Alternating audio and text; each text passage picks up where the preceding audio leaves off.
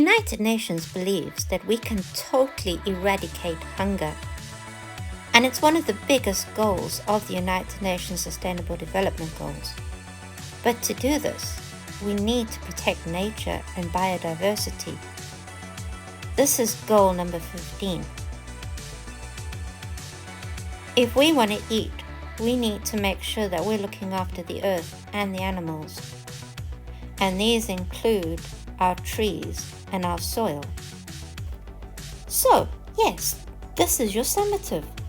Not only are you going to be writing a research report which you will share with your parents online, but you'll also be learning some valuable lessons about how you can save the planet and prevent world hunger by making smart decisions. Are you ready? Let's go.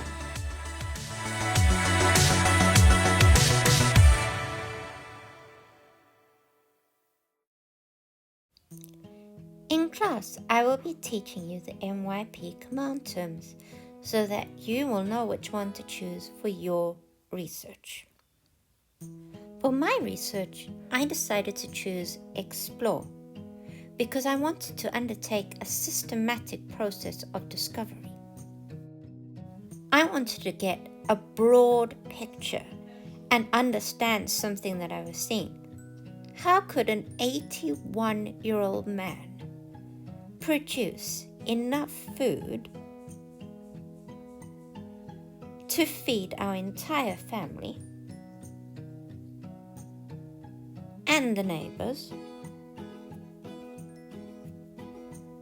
and provide a variety of really healthy, delicious nutrition without using insecticides or any chemicals?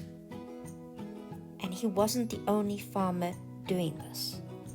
So when I got the solution, I then wanted to describe this to my students and give them a detailed account or picture of the situation so that they could do further research.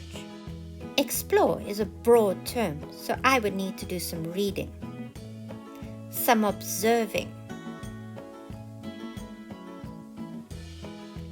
some questioning and interviewing. I would need to use my ATL skills,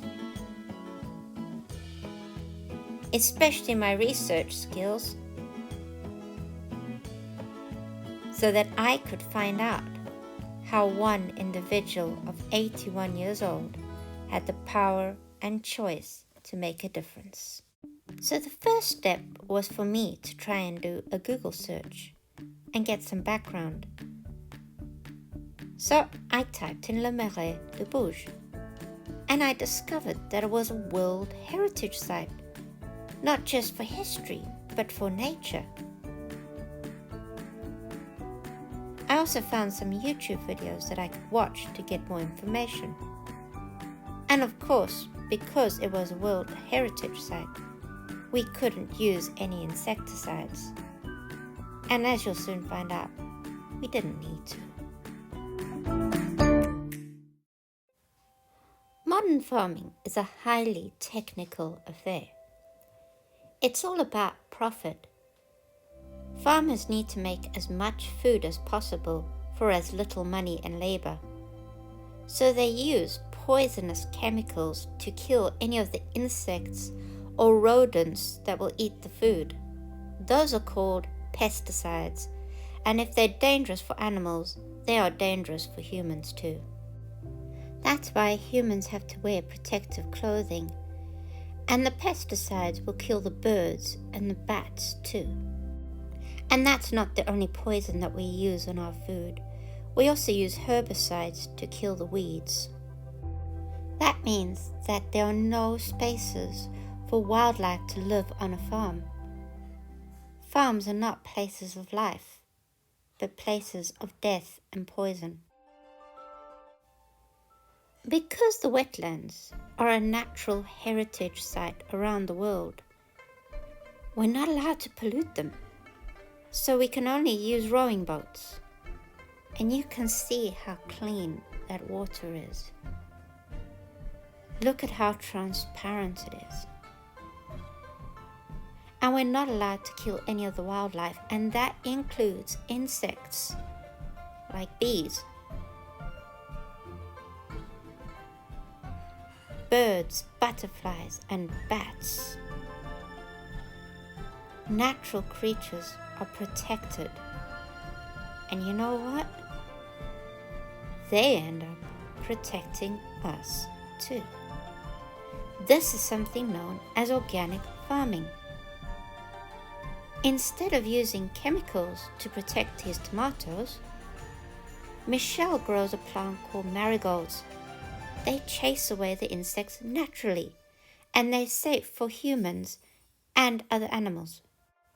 Not to mention that they give a home to the butterflies and bees. This might look like a weed patch to you, but it's actually a carrot patch. Michel offered to show us how he digs up a carrot.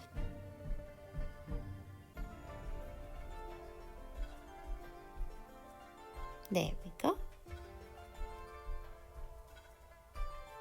Even though it's covered with dirt, that carrot has no poisons on it. It's perfectly healthy to eat. All you have to do is peel it. Remember, in modern agriculture, you don't share with birds and insects and mice and weeds and bees.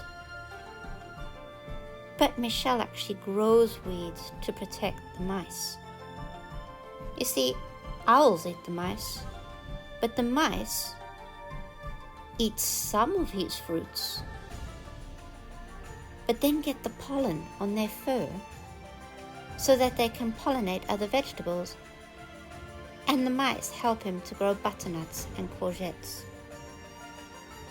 Michel can't eat this flower, but he grows it for a habitat for the bees and the butterflies, and in his garden is full of wildlife.